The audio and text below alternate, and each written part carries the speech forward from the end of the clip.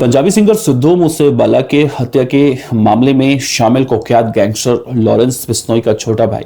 अनमोल बिश्नोई, जो भी हाल ही में प्रत्यर्पित कर विदेश से हिंदुस्तान लाया गया है और अब उसे दिल्ली के तिहाड़ जेल के बैरक नंबर 4 में रखा गया है।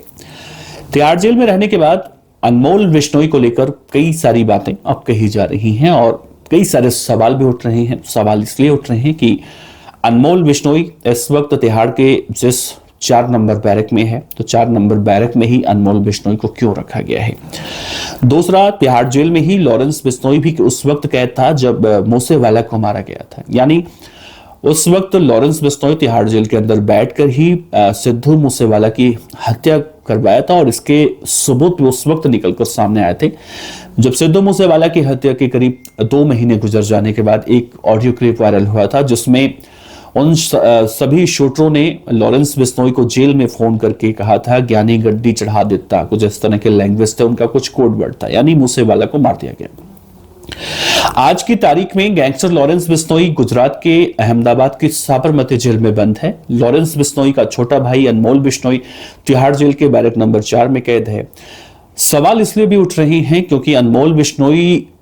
को इस वक्त जान का खतरा है और ऐसा खुद अनमोल बिश्नोई ने दिल्ली की पटियाला हाउस कोर्ट में ये बातें कही हैं और अपने वकील के जरिए उसने पटियाला हाउस कोर्ट में एक याचिका लगाई है कि सबसे पहले उसे सुरक्षा मिलनी चाहिए, यानी बख्तरबंद गाड़ियां चाहिए, उसे स्वेट कमांडो चाहिए,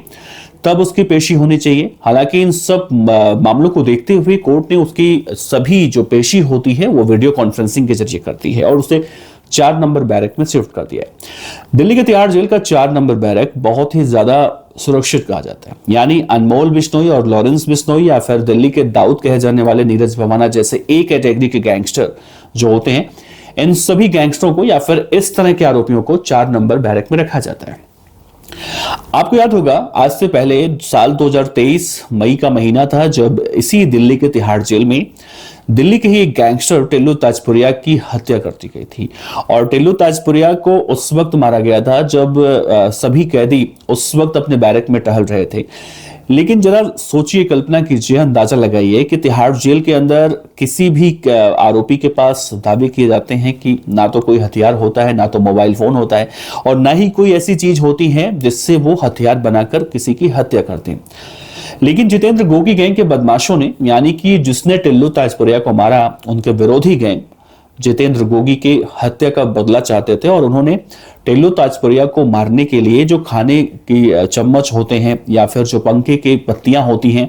उनको रगड़ रगड़ के हथियार उन्होंने बनाया था और ये कहीं ना कहीं कई महीनों से प्लानिंग चल रही थी। और जिस तीव्रता से या जिस निर्ममता से टिल्लू ताजपुरिया को मारा गया था, उसके बाद इस पूरे मामले को दिल्ली हाईकोर्ट ने भी संज्ञान लिया था और जो तिहाड़ जेल के अंदर का वीडियो मारने वाला निकलकर सामने आया था और तिहाड़ जेल के अंदर जो इस तरह से नृशंस घटना हुई थी, बेशक वो गैंगस्टर था, लेकिन इस अराजकता के बाद दिल्ली हाईकोर्ट ने इस पूरे मामले को संज्ञान लिया था और तिहाड़ जेल के उन लोगों को, जो जिम्मेदार लोग हैं, उन सभी को नोटिस भेजा गया था कि आगे से इस तरह की घटना दोबारा ना हो। खैर, उसके बाद तिहाड़ में इस तरह की वारदातें तो नहीं हुई, लेकिन गैंगों के बीच में गैंग वॉर का सिलसिला रुका नहीं, चाहे जेल के अंदर हो या फिर जेल के बाहर। आज के मौजूदा वक्त में दिल्ली के तिहाड़ जेल के अंदर नीरज भवाना गैंग, जो लॉरेंस बिश्नोई का एंटी गैंगस्टर कहा जाता है, और इन दोनों गैंगों के बीच में वर्चस्व चलता है। पूरे उत्तर भारत में आज के मौजूदा वक्त में गैंगस्टरों के बीच में 2 सिंडिकेट बटा हुआ है, 2 धड़ा बटा हुआ है। एक है ए यानी लॉरेंस बिश्नोई और बी नीरज भवाना। नीरज भवाना की गैंग में नीरज भवाना या फिर टिल्लू ताजपुरिया, वहां का देवेंद्र बम्बिहा पंजाब का, इस तरह के गैंगस्टर शामिल हैं और लॉरेंस बिश्नोई की गैंग में नीरज भवाना के दुश्मन शामिल हैं। और ये दोनों गैंग अक्सर दिल्ली, हरियाणा, पंजाब, राजस्थान या फिर आप देखें उत्तर प्रदेश और उत्तराखंड तक भी पहुंच चुके हैं। गैंग वॉर लगातार होती है इनके बीच में और उसका खामियाजा जो होता है कई बार आम लोग भी उससे भुगतते हैं। तिहाड़ जेल के अंदर टिल्लू ताजपुरिया की हत्या से पहले प्रिंस तेवतिया नाम का एक गैंगस्टर मारा गया था, यानी 1 महीना पहले उसकी भी इसी तरह से हत्या हुई थी और उस वक्त भी तमाम दावे किए गए थे कि तिहाड़ जेल के अंदर सुरक्षा व्यवस्था बहुत चाक चौबंद होती है और ऐसा अब आने वाले समय में नहीं होगा। ऐसे में इस वक्त लॉरेंस बिश्नोई का भाई जब तिहाड़ के 4 नंबर बैरक में है तो कहीं ना कहीं चिंताएं उसकी बढ़ी हुई हैं, क्योंकि एक तो उसका पाकिस्तानी गैंगस्टर और लॉरेंस बिश्नोई का पूर्व साथी शहजाद भट्टी, वो भी लॉरेंस बिश्नोई से इस वक्त खफा है और अनमोल बिश्नोई को जान से मारने की धमकी दे चुका है, लॉरेंस से बदले की बात कर रहा है। और तमाम डर के बीच में एनआईए के कस्टडी में जब अनमोल बिश्नोई था उस वक्त उसने ही पटियाला हाउस कोर्ट में याचिका लगाई थी कि मुझे अगर कहीं भी कोर्ट में पेशी पर लेकर जाया जाए तो मेरी सुरक्षा व्यवस्था चाक चौबंद की जाए, क्योंकि मुझे मेरी जान का खतरा है।